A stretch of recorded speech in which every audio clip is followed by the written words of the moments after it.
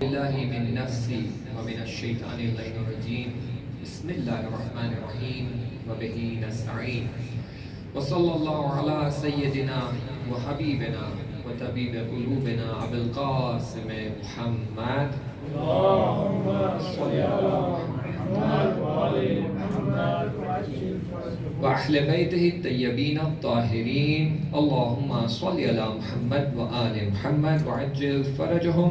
وقال الله تعالى في كتاب المبين إنا جعلنا ما على الأرض زينة لها لنبلوهم أيهم أحسن عملا. ایک سال بعد پڑھ دیجیے. اللهم صل على محمد وآل محمد وعجل فرجهم. خداوند متعال اس آیت میں فرما رہا ہے کہ ہم نے قرار دیا ہے زمین پر فراوان چیزوں کو زینت کے طور پر ان کے لیے. کن کے لیے؟ انسانوں کے لیے. کیوں؟ تاکہ ہم ان کا امتحان لے سکیں اور دیکھیں کہ ان میں سے سب سے احسن عمل کون انجام دیتا ہے، یعنی بہترین عمل کون انجام دیتا ہے. کل ہم نے ذکر کیا تھا کہ خداوند متعال نے قرآن میں داستانوں کو بیان کیا ہے تاکہ ہم اس سے عبرت لے سکیں، ہدایت لے سکیں، اور ہر لیول کے انسان کے لیے، ہر لیول کے شعور کے لیے خداوند متعال نے ایک اپنے ہی انداز میں مطالب کو بیان کیا ہے. اب ایک عبرت جو ہم نے کل ڈسکس کی تھی، اس کے علاوہ آج ہم دوسری بحث میں وارد ہوں گے، لیکن یہاں پر ہمیں یہ بھی سمجھنے کی ضرورت ہے کہ عبرتوں میں سے ایک عبرت یہ ہے کہ خداوند متعال چاہ رہا ہے کہ ہم یہ بات کو سمجھیں. کون سی بات کو؟ یہی بات جو خداوند متعال اس آیت میں فرما رہا ہے کہ ہم نے زمین پر خلق کیا ہے چیزوں کو تاکہ تمہارا امتحان لیا جائے.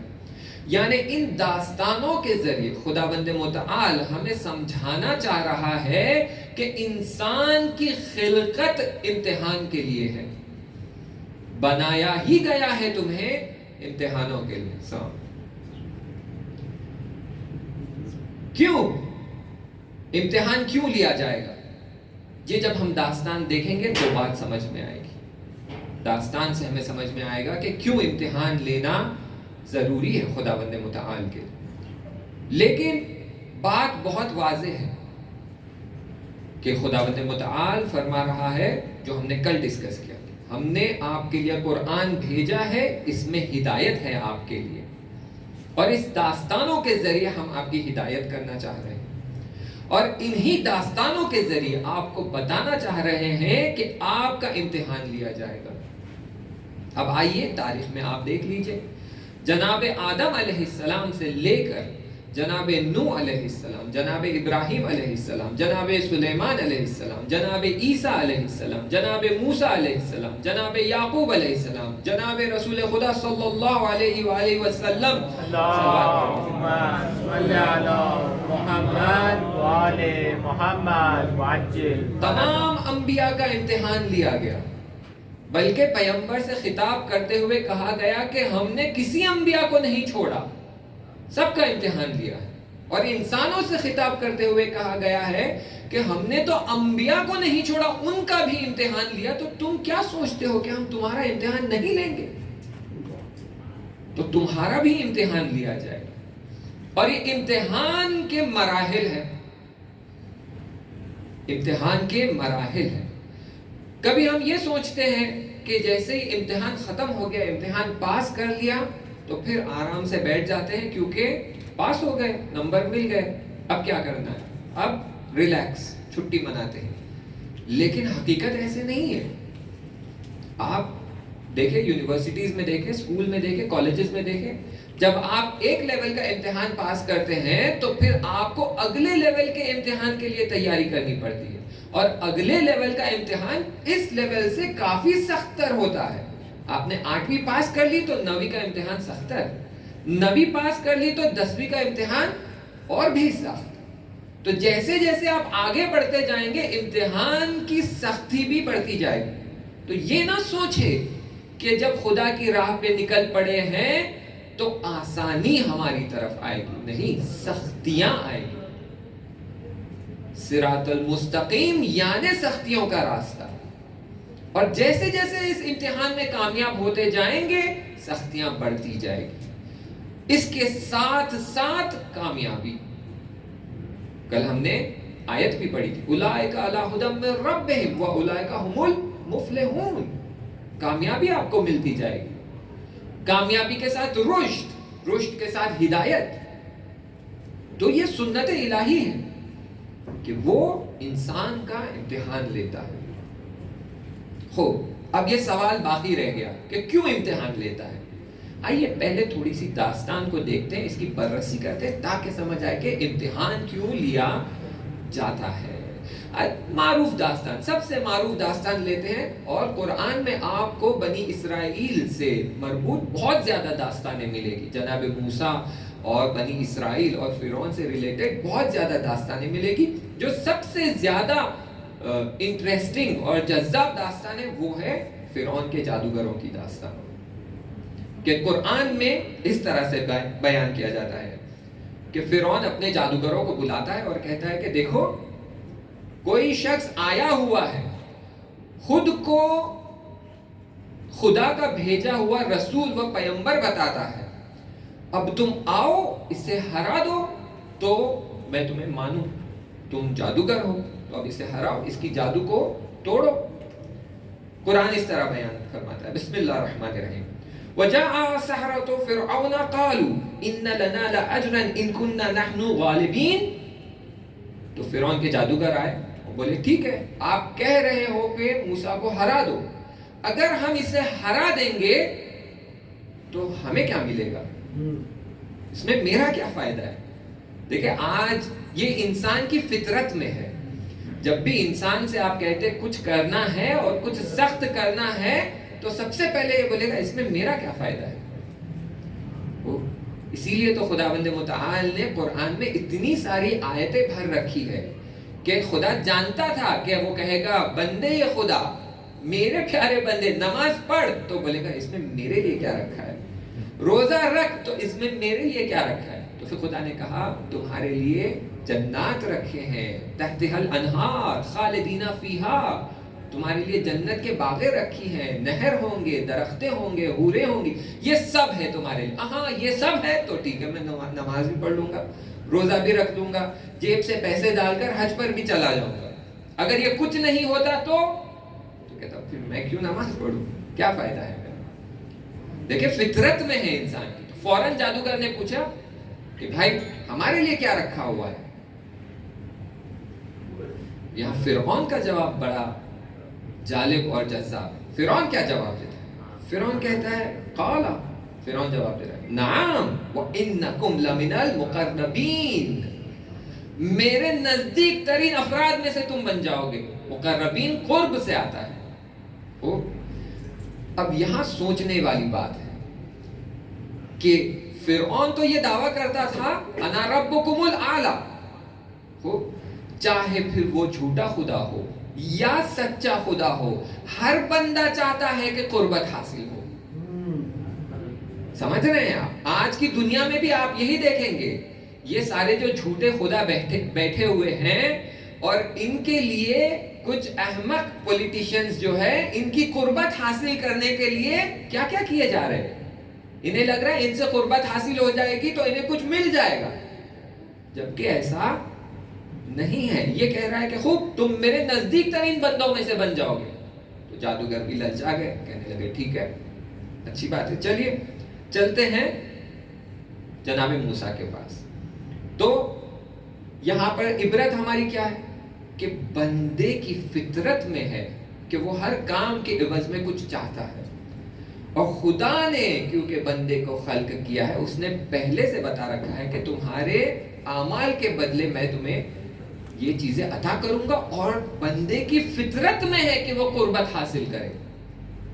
अब ये बात और है कि हम खल्त करते हैं, हम गलती करते हैं, मिज़दाक को पहचानने में गड़बड़ कर देते हैं और कभी सच्चे खुदा को छोड़कर झूठे खुदा के पीछे पड़ जाते हैं। ये बात और है, लेकिन कुर्बत हासिल करना इंसान की फितरत में रखा है।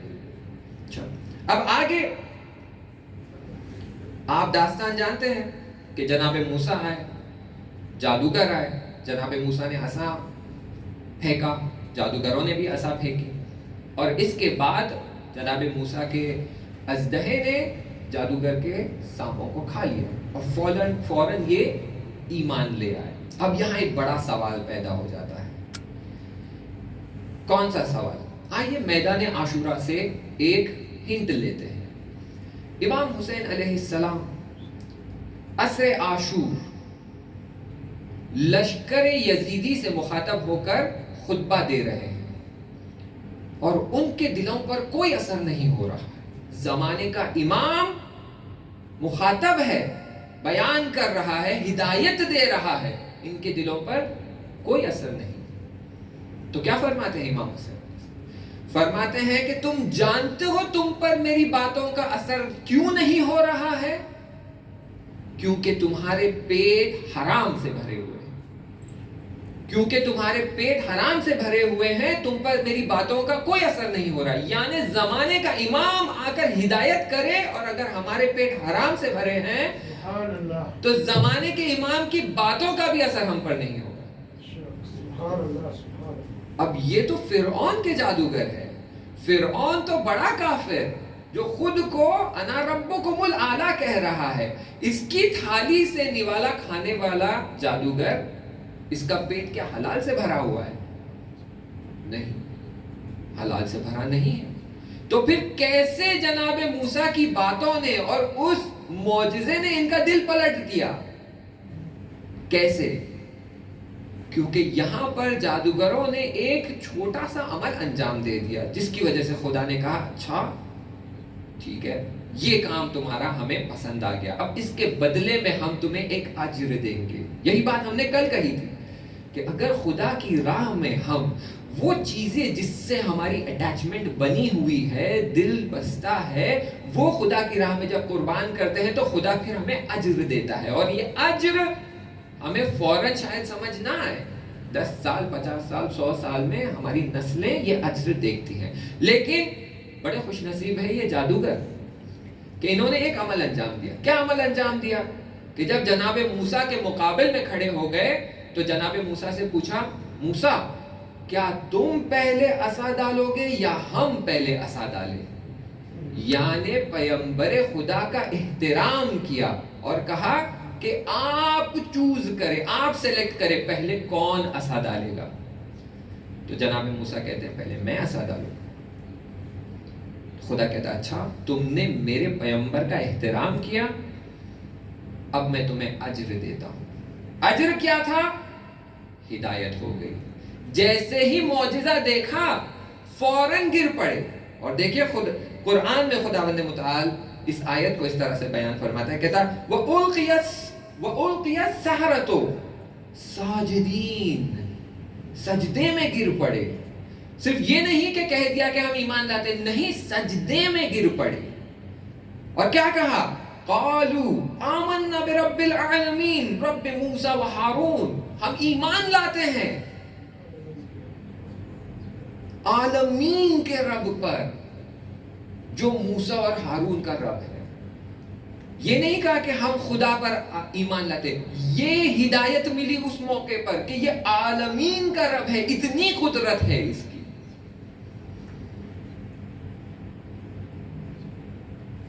अब यहां पर फिरौन क्या करता है? फिरौन कहता है इतनी जुर्रत? क़ाला फिरऔन आमनतुम बिही क़ब्ल अन अज़न लकुम, तुम मूसा और हारून के खुदा पर ईमान लाते हो इससे पहले कि मैं तुम्हें इजाजत दूं। यानी क्या? अना रब्बुकुमुल आला, मैं तुम्हारा बड़ा परवरदिगार हूं, मैंने अभी तक तुम्हें इजाजत नहीं दी और तुम मेरी इजाजत के बगैर ईमान लाने चले, इतनी हिम्मत? तो अब देखो मैं तुम्हारा क्या हश्र करता हूं। ला उक़त्तिअन्न अयदियकुम व अर्जुलकुम मिन खिलाफिन, तुम्हारे हाथ और पांव काट दूंगा मैं खिलाफ से, यानी सीधा हाथ और दायां पांव काट दूंगा और सूली पर लटका दूंगा। ला उसल्लिबन्नकुम, सूली पर लटका दूंगा। सुम्मा ला उसल्लिबन्नकुम अजमाइन, तुम सबको मैं सूली पर लटका दूंगा। اب جو شخص خود کو انا ربکم الاعلی کہہ رہا ہے اور کھلا وارننگ دے رہا ہے کہ تمہیں میں پھانسی پر بھی لٹکا دوں گا, تمہارے ہاتھ پاؤں بھی کاٹ دوں گا, تو یہاں انسان کیا کرے؟ اپنی جان کے بارے میں سوچے یا اپنے ایمان کے بارے میں سوچے؟ بہت سے ایسے لوگ ہیں جن کا ایمان ڈگمگا جاتا ہے, بہت سے ایسے لوگ ہیں جن کے پاؤں لڑکھڑا جاتے ہیں, اور یہ تو تازہ ایمان لے کر آئے تھے, یہ تو تازہ مسلمان ہوئے تھے. اگر میں آپ کی زبان میں کہوں تو یہ تو تازہ مسلمان ہوئے تھے, اور عجیب مصیبت ہے, یوں مسلمان ہوئے یوں موت سر پر آ کر کھڑی ہو گئی. تو کیا کیا جائے؟ پلٹ جائے, اپنے الفاظ واپس لے لیں؟ نہ, کہا قالو لا ویرا, کوئی فرق نہیں پڑتا, کوئی نقصان نہیں ہونے والا ہے ہمیں. اِنَّ إِلَىٰ رَبِّنَا مُنْقَلِبُونَ, ہم ہمارے پروردگار کی طرف پلٹ چکے ہیں. یعنی یہ کہ ایک چھوٹی سی ادا کہ آپ نے خدا کے پیغمبر کا احترام کیا تو خدا نے آپ کے دل میں ایسا ایمان کا نور اتارا کہ آپ اس یقین کے مرحلے پہ پہنچ گئے کہ تلوار گردن پر آ بیٹھی اور آپ کہہ رہے ہیں کوئی فرق نہیں پڑتا, ہم تو ایمان لا چکے ہیں, ہم تو ہمارے پروردگار کے دیوانے ہو چکے ہیں. بھائی یہ تو فرعون کے جادوگر تھے. آپ کیوں تعجب کرتے ہیں جب جناب قاسم علیہ السلام فرماتے ہیں کہ امو موت تو میرے لیے شہد سے شیرین ہے؟ ان کے دل میں تو نور اتر چکا ہے, بس چکا ہے. یہ الفاظ سے آپ کو تعجب نہیں ہونا چاہیے. اصحاب امام حسین جب یہ کہتے ہیں کہ اگر ہمیں مار دیا جائے, 70,000 بار مار دیا جائے, جلا دیا جائے, ہماری راکھ کو ہوا میں اڑا دیا جائے, پھر ہمیں زندہ کیا جائے گا, ہم آپ ہی کے ساتھ ہوں گے. کیونکہ ایمان کی روٹس روح میں اتر چکے تھے, نور کو دیکھ لیا تھا, ہدایت کو دیکھ لیا تھا. یہ تو تازے مسلمان ہوئے تھے اور یہ کہنے لگے کوئی فرق نہیں پڑتا, ہم تو ہمارے پروردگار کی طرف پلٹ چکے ہیں. پھر ایک جملہ فرماتے ہیں, یہ جادوگر جو بیان کر رہے خداوند متعال قرآن میں فرماتا ہے قالو, وہ کہہ رہے ہیں, کیا کہہ رہے ہیں؟ لن نؤثرک علی ما جاءنا من البینات والذی فطرنا, ہم کبھی بھی تمہیں انتخاب نہیں کریں گے اس چیز کے نسبت جو ہمیں روشن دلیل کی طرح ہم تک پہنچایا گیا ہے. تو ہمارے سامنے روشن دلیل آ گئی ہے, ہم نے معجزہ دیکھ لیا ہے, ایمان کا راستہ ہمارے لیے کھل گیا ہے, نور نظر آ رہا ہے. اب یہ چھوڑ کر ہم کبھی بھی تیری طرف نہیں پلٹیں گے. پھر اس کے بعد فرعون کو چنوتی دیتے ہیں, فرعون کو چنوتی دیتے ہیں, کہتے ہیں فغزی, جو حکم کرنا ہے کر, فغزی, جو کرنا ہے کر لے, ما انت قاضٍ, فغزی ما انت قاضٍ, تجھ سے جو بنتا کر لے. انما تقضی هذه الحیات الدنیا, تو جو بھی کرے گا وہ صرف یہ دنیا کی زندگی میں کر پائے گا, اس کے آگے تیری قدرت نہیں ہے. اب سوچنے والی بات ہے کہ بھائی جو تازہ مسلمان ہوا ہے اس نے کیا دیکھا؟ صرف یہ دیکھا کہ موسیٰ کے اژدہا نے میرے سانپ کو کھا لیا. ایمان کا درجہ صرف دنیا نہیں بلکہ آخرت تک پہنچ گیا ہے. یعنی دل میں پاکیزگی ہونا, ایک صحیح اعمال, نیک اعمال. اسی لیے آپ دیکھیں گے قرآن میں 85 بار ذکر ہوا ہے یا ایھا الذین آمنوا وعملوا الصالحات. ایمان کے ساتھ عمل صالح ضروری ہے. عمل صالح آئے گا تب جا کر قلب باز ہوگا, قلب کھلے گا اور اس میں نور اترے گا. اسی لیے کل میں نے جو آپ کی خدمت میں آیت کا ذکر کیا تھا کہ سورہ بقرہ میں 8ویں آیت میں خداوند متعال فرما رہا ہے وَمِنَ النَّاسِ مَن يَقُولُ آمَنَّا بِاللَّهِ وَبِالْيَوْمِ الْآخِرِ وَمَا هُم بِمُؤْمِنِينَ. کیوں؟ عمل نہیں ہے, صرف زبان کے مومن ہو. تو جب تک زبان کے مومن رہیں گے ایمان دل کی گہرائیوں تک نہیں اترے گا. جب دل کی گہرائیوں تک ایمان نہیں اترے گا تو پھر جان قربان کرنے کے لیے ہم کبھی بھی تیار نہیں ہوں گے. تو یہاں سے پتا چل رہا ہے کہ فرعون کے جادوگر جو اس کی تھالی کا کھاتے تھے، لیکن کیونکہ جناب موسیٰ کا احترام کیا تو خدا نے ان کے لیے ہدایت کا راستہ کھول دیا. جب ہدایت ملی تو پکڑ لیا اور جم کے پکڑا ہے، یہاں تک کہ جان دینے کی بات آئی. کہتے تجھے جو کرنا ہے کر. اب اس کے بعد بہت تیزی سے آگے بڑھاتے ہوئے، اس کے بعد جناب موسیٰ بنی اسرائیل کو بچا کر لے جاتے ہیں پانی کے اس طرف، نیل کو پار کر کے اس طرف پہنچ جاتے ہیں. ایک امتحان ہوا ہے جادوگروں کا، اور انہی کے ساتھ بنی اسرائیل بھی کھڑے تھے، یہ بھی دیکھ رہے تھے. اب ان میں سے کئیوں نے جناب موسیٰ پر ایمان لایا. اب پانی کے اس طرف چلے گئے. جناب موسیٰ کہتے ہیں خوب، اب میں جا رہا ہوں خدا سے ملاقات کرنے کے لیے، 30 دن کے لیے جاؤں گا اور لوٹ کر آؤں گا. 30 دن کے لیے جاتے ہیں اور 10 دن زیادہ رک جاتے ہیں.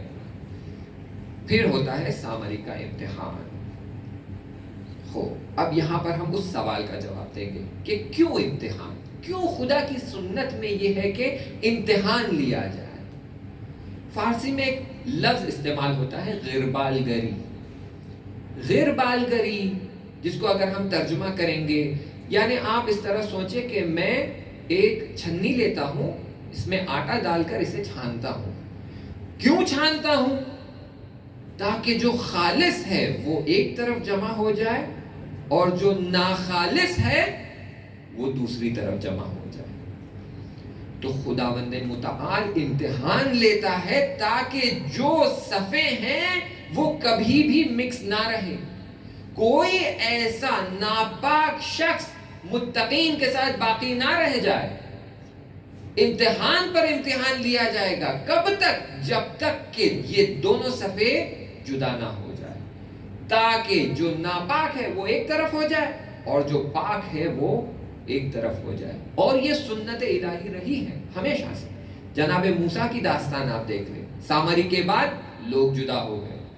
سامری کے ساتھ جو تھے وہ اس طرف، جناب موسیٰ کے ساتھ جو تھے اس طرف. پھر آگے اور امتحانات لیے گئے. یہاں پر آیت اللہ میر باقری جناب نوح علیہ السلام کی داستان بیان فرماتے اور کہتے ہیں وہاں پر جناب نوح علیہ السلام نے ہزاروں سال تک تبلیغ کی. ان کی زندگی 2000 سال کی تھی. کہا جاتا ہے کہ 900 سال تک انہوں نے تبلیغ کی. اس کے بعد دیکھا کہ لوگوں پر کچھ اثر نہیں ہو رہا ہے، تو جناب نوح نے نفرین کی. کہا کہ خدایا میں نے بہت کوشش کر لی، ان پر کوئی اثر نہیں ہو رہا ہے، اب ان پر تو عذاب فرما، اور یہ لوگ جو مجھ پر ایمان لائے ہیں یہ میرے ساتھ رہیں گے. تو جناب جبرائیل آتے ہیں اور فرماتے ہیں نوح نفرین کر لیا؟ ہاں ٹھیک ہے. عذاب ہونے کی ایک شرط ہے. کیا شرط ہے؟ یہ کچھ بیج خورما کے میں جنت سے لایا ہوں، انہیں تم بو دو، اور جب اس کے درخت تیار ہو جائیں گے اور اس پر پھر خورما لگ جائے گا، جب یہ خورما توڑ کر تم کھانے لگو گے تب خداوند متعال اس قوم پر عذاب کرے. لوگ خوش ہو گئے، بولے 1 سال کی تو بات ہے، 1 سال میں خورما کا درخت آ جائے گا، اس میں کچھ مدت بعد جو ہے خورما بھی لگ جائیں گے، 1-2 سال میں یہ قوم پوری کی پوری نابود کر دی جائے گی. خوشحال تھے، منتظر تھے، اور پھر خورما لگ گیا. جیسے ہی خورما لگا، خورما توڑے اور سیدھا جناب نوح کے پاس پہنچ گئے. کہنے لگے کہو اپنے خدا سے کہ جو وعدہ کیا تھا وہ پورا کرنا ہے. تو پھر جناب نوح دعا فرماتے ہیں. پھر سے جناب جبرائیل آتے ہیں، کہتے کہ نہیں ابھی وقت نہیں ہوا ہے. پھر کب وقت ہوگا؟ کہا پھر سے اس بیج کو بو، اور پھر درخت نکلے گا اور پھر خورما لگے گا. جب وہ خورما کھاؤ گے تب ہم عذاب کریں گے. یہ 1 بار نہیں، 2 بار نہیں، 5 بار نہیں، 10 بار اس طرح تکرار ہوتا ہے. جب یہ 10 بار ہونے لگتا ہے تو لوگ جناب نوح کا ساتھ چھوڑنے لگتے ہیں. کیوں؟ کہا کہ خدا کا وعدہ جھوٹا ہے. خدا نے جو وعدہ کیا اسے نہیں نبھایا، تو اب ہم اس پیغمبر کے ساتھ نہیں رہیں گے. یعنی یہ کہ امتحان لیا جا رہا ہے تاکہ معلوم پڑ جائے کون مخلص ہے, کون متقی ہے, کون خالص ہے, اور کون پیغمبر کے ساتھ رہے گا اور کون ساتھ چھوڑنے والا ہے. پھر وہ موقع آیا جہاں پر کچھ لوگوں نے کہا جناب نوح علیہ السلام ہمیں کوئی فرق نہیں پڑتا کہ خدا ان پر عذاب کرے یا نہ کرے, انہیں ہرا دے یا نہ ہرائے, ہم جیت پائے یا نہیں جیت پائے, کوئی فرق نہیں پڑتا, ہمارے لیے یہ ثابت ہو چکا ہے کہ آپ حق ہے, ہم آپ کے ساتھ ہیں. جب یہ اعلان ہوا تو جناب جبرائیل آ گئے, کہا نوح اب موقع آ گیا, عذاب ہونے والا ہے. کہا نہیں, کشتی بنانی ہے. کہا کشتی اس بیابان میں جہاں میلوں دور تک پانی کا نام و نشان نہیں ہے. پھر سے کچھ لوگ ساتھ چھوڑ کر چلے گئے کہ نو اب تو تم مذاق کر رہے ہو, اس بیابان میں جہاں پانی کا نام و نشان نہیں ہے وہاں کشتی بنانی ہے, وہ بھی اتنی بڑی کشتی. پھر سے صفیں جدا ہونے لگ گئی. دیکھ رہے ہیں آپ فرق. پھر سے لوگ جناب نوح کو چھوڑ کر جانے لگے, صرف وہی باقی رہ گئے جو واقعاً ایمان رکھتے تھے, جو واقعاً ایمان رکھتے تھے وہ باقی رہے. اور پھر صفیں جدا ہو گئی. عزیزو, یہ داستان میں نے آپ کی خدمت میں اس لیے عرض کیا ہے کہ اب ہم اس مقطع زمان میں ہیں کہ ہمارا امتحان لیا جا رہا ہے. کس لیے, کس بات کا امتحان؟ تاکہ صفیں جدا ہو جائے. کون سی صفیں جدا ہو جائے؟ معلوم پڑ جائے کہ کون آنے والے امام کے ساتھ رہے گا اور کون چھوڑ کر جانے والا ہے, کس کا ایمان کتنا پکا ہے. بڑے سخت امتحان لیے جائیں گے. اسی لیے تو بتایا گیا ہے کہ پہلے کتنے کاذب امام آئیں گے تو ہم میں سے کتنوں کے پاؤں لڑکھڑائیں گے, کتنوں کا ایمان ڈگمگائے گا. اور یہ بھی حدیثوں میں موجود ہے کہ جب امام آئیں گے تو بتائیں گے کہ تم یہ جو دین فالو کر رہے ہو اس میں سے بہت سارا تو حقیقت رکھتا ہی نہیں ہے, حقیقی دین وہ ہے جو میں لے کر آیا ہوں. تو ہم میں سے کتنے اس دین پر باقی رہ جائیں گے. امتحان لیا جائے گا تاکہ صفیں جدا ہو جائے. اور خداوند متعال بڑے واضح طور پر یہ بات بیان فرماتا ہے کہ کیا کہتا ہے, وَلَا يَحْسَبَنَّ الَّذِينَ كَفَرُوا أَنَّمَا نُمْلِي لَهُمْ خَيْرٌ لِأَنفُسِهِمْ إِنَّمَا نُمْلِي لَهُمْ لِيَزْدَادُوا إِثْمًا وَلَهُمْ عَذَابٌ مُّهِينٌ. کہ یہ لوگ جو اس صفوں میں شامل ہیں اور ہم ان پر ابھی عذاب نہیں کر رہے ہیں تو یہ مت سوچے کہ ہم انہیں چھوٹ دے رہے ہیں. یہ مت سوچ کر بیٹھے کہ ہم حقیقت پر ہیں, ہم حق پر ہیں اور ہمیں چھوٹ ملتی جا رہی ہے. اور وہ لوگ جو حق سے باہر چلے گئے اور یہ دعویٰ کرتے ہیں کہ اگر تمہارا خدا سچا ہے تو کہو کہ ہم پر عذاب کرے, اور دیکھ رہے ہیں کہ عذاب نہیں ہو رہا ہے. یعنی آج کے زمانے میں آپ کمپیئر کر کے دیکھ لیں, یمن پر ظلم ہو رہا ہے, چھوٹے چھوٹے بچے بھوک سے مر رہے ہیں, عراق میں حالت خراب ہے, سیریا کی حالت خراب ہے, فلسطین پر آئے دن حملے ہو رہے ہیں, انڈیا میں خون خرابہ ہو رہا ہے, پاکستان میں بم بلاسٹ ہو رہے ہیں, افغانستان میں شیعوں پہ حملہ کیا جا رہا ہے. یہ سب ہو رہا ہے اور مومن سوچ رہے ہیں کہ کیوں خدا امریکہ پہ, برٹن پہ, اسرائیل پہ عذاب نہیں کر رہا ہے. اور اس طرف سے وہ بیٹھ کر سوچ رہے ہیں کہ اگر خدا سچا ہوتا تو اب تک عذاب آ گیا ہوتا. عذاب نہیں آیا یعنی کوئی خدا ہے ہی نہیں, ہم پر عذاب ہونے والا ہے ہی نہیں. یہاں خداوند متعال فرما رہا ہے کہ ایسے مت سوچو. تم سوچ رہے ہو کہ اگر ہم تمہیں چھوٹ دے رہے ہیں تو اسی لیے کہ تمہاری کوئی غلطی نہیں ہے. نہیں, ہم اس لیے چھوٹ دے رہے ہیں تاکہ تمہارا عذاب بڑھتا جائے, تاکہ تمہارے گناہ بڑھتے جائے, تاکہ تمہیں ایسا عذاب کیا جائے گا کہ پھر اس سے کوئی بچنے کا راستہ نہیں ہے. دیکھیں عزیزو, جو فائٹر جیٹس ہوتے ہیں یا حتیٰ آپ ایئر کرافٹ لے لیں, یہ ایئر کرافٹ میں جب فیول بھرا جاتا ہے تو پائلٹ کو بتایا جاتا ہے کہ ایک اسپیسیفک اسپاٹ پوائنٹ ہوتا ہے, اسے کہتے ہیں point of no return. Point of no return کیا ہوتا ہے کہ آپ کے پاس جتنا فیول ہم نے بھرا ہے, اگر آپ اس پوائنٹ تک پہنچتے ہیں تو آپ کے پاس اتنا فیول باقی ہے کہ آپ ادھر سے پلٹ کر واپس اسی جگہ پر آ سکتے ہیں. یعنی تہران سے آپ نکلے, اس نقطے تک پہنچ کر آپ کے پاس موقع ہے کہ آپ پلٹ کر واپس آ سکتے ہیں. لیکن اگر اس نقطے کو آپ نے کراس کر لیا تو پھر آپ کے پاس اتنا فیول باقی نہیں ہے کہ آپ ایئرپورٹ تک پہنچ پائیں گے, آپ بیچ میں ہی کریش ہو جائیں گے. اسے کہتے ہیں point of no return. Especially fighter jets کے لیے یہ بہت امپورٹنٹ ایسپیکٹ ہوتا ہے کہ وہ جب فلائی کر رہے ہوتے ہیں ان کو بتایا جاتا ہے this is your point of no return. اس کو آپ نے کراس کر لیا تو پھر دشمن کے پاس جانا ہی ہے, آپ کو وہاں جا کر آپ کو آپ کا کام انجام دینا ہے, اور اس کا مطلب ہے کہ پھر آپ کی جو ہے زندگی کی کوئی گارنٹی نہیں ہے. خداوند متعال یہ فرما رہا ہے کہ اگر ہم تمہیں چھوٹ دے رہے ہیں تو کیوں چھوٹ دے رہے ہیں؟ تاکہ تم وہ پوائنٹ آف نو ریٹرن تک پہنچ جاؤ کہ اس کے بعد تمہارے بچنے کا کوئی طریقہ باقی نہیں رہے گا, کوئی نجات دینے والا باقی نہیں رہے گا.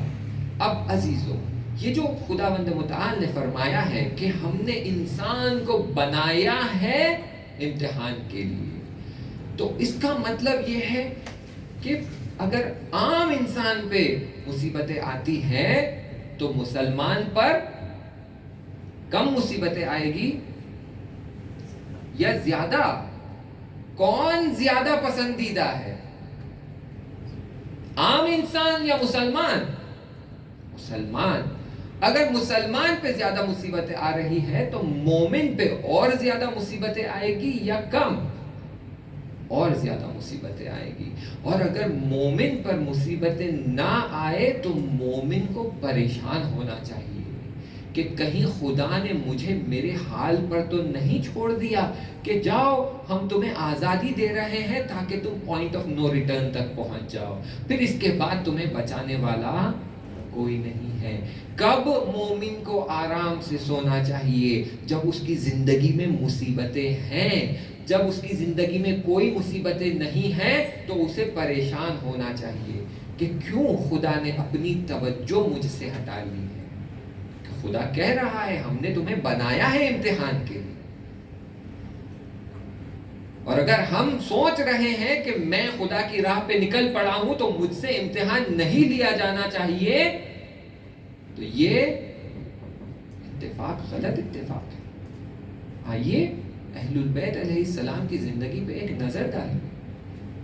جو جتنا چہیتا ہے وہ اتنا ہی سخت امتحان سے گزر رہا ہے. رسول خدا صلی اللہ علیہ وآلہ وسلم کی زندگی کو آپ دیکھیں,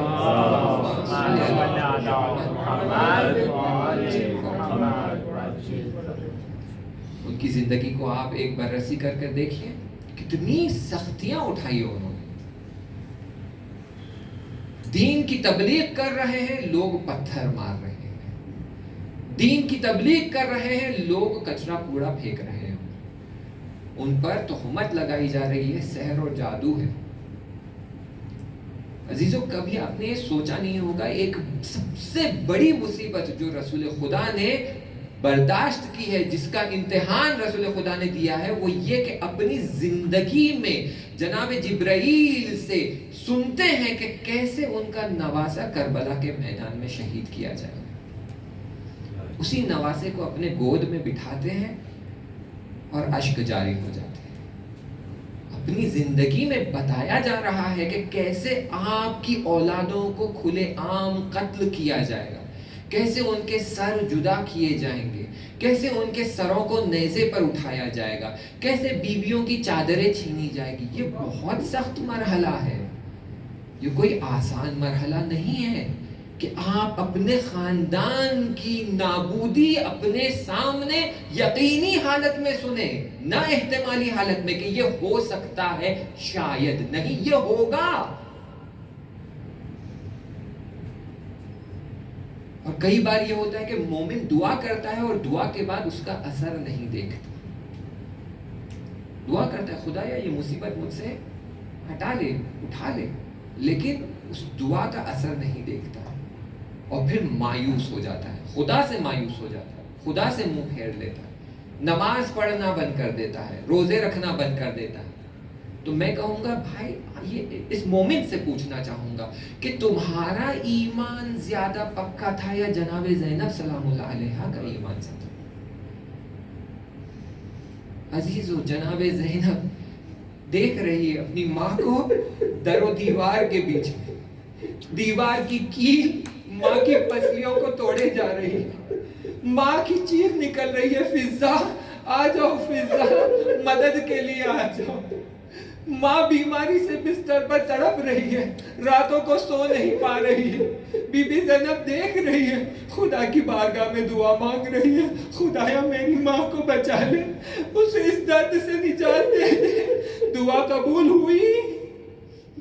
اے مومن، تم جو خدا سے اپنا منہ پھیر رہے ہو کیونکہ دعا قبول نہیں ہوئی، تو کیا بی بی زینب کی دعا قبول ہوئی؟ 19 ماہ رمضان کو بابا کو ضربت لگتی ہے، بابا کے سر سے خون جاری ہے، اس حالت میں بابا کو گھر پر لایا جاتا ہے، زہر کا اثر ہو رہا ہے، بابا مچھلی کی طرح تڑپ رہے ہیں، رنگ پیلا پڑتا جا رہا ہے، خدا کی بارگاہ میں دعا فرما رہی ہے، خدایا میرے بابا کو نجات دے دے، خدایا میرے بابا کو اس مصیبت سے نجات دے دے۔ دعا قبول ہوئی؟ اپنے بھائی کے لاشے پر تیروں کو برستے ہوئے دیکھا، گھر پر جاتی ہے، دیکھتی ہے تشت میں 72 ٹکڑے جگر کے پڑے ہوئے ہیں، خدا کی بارگاہ میں دعا کر رہی ہے، خدایا زمانے کے امام کو بچا لے۔ میدان کربلا میں کئی بار بی بی زینب نے خدا کی بارگاہ میں دعا فرمایا، علی اکبر میدان میں جا رہا ہے، خدایا اس کی حفاظت کرنا، کیا واپس آتا ہے ایک زخمی لاشا، سینے میں برچھی لگی ہوئی، بدن پر اتنے تلوار کے نشان کہ امام حسین فرماتے ہیں اربن اربا، یعنی اتنی ضربتیں لگی ہیں کہ پورا بدن خط خطی ہو گیا ہے، بھائی کے سینے پر شمر سوار ہے، گلا کاٹنا چاہتا ہے، بی بی زینب دعا فرما رہی ہے، کہہ رہی ہے واہ محمدہ، کیا نہیں جانتے یہ محمد کا نواسا ہے۔ الا لعنت اللہ علی القوم الظالمین۔ خدایا پروردگارہ بحق محمد و آل محمد ہماری عبادتوں کو اور اطاعتوں کو اس ماہ رمضان میں قبول فرما، ہمارے روزوں کو قبول فرما، ہمارے روزے صرف بھوک اور پیاس کے نہ ہو، ہمارے روزے ایسے ہو کہ ہمیں تقوی حاصل ہو۔ خدایا پروردگارہ جو بیمار ہے، جو مریض ہے، انہیں شفا عطا فرما، جو بوڑھے ہو چکے ہیں انہیں طول عمر و صحت عطا فرما، جو مقروض ہے ان کا قرض عطا فرما، جو بے اولاد ہے انہیں اولاد عطا فرما۔ خدایا پروردگارہ بحق ماہ رمضان امام زمانہ عجل اللہ تعالیٰ فرجہ شریف کے ظہور میں تعجیل فرما، اور ہمارے علماء اور مراجع اکرام کی جان، مال، عزت و آبرو کی حفاظت فرما، اور انہیں طول عمر عطا فرما۔ اللہم صلی علی محمد۔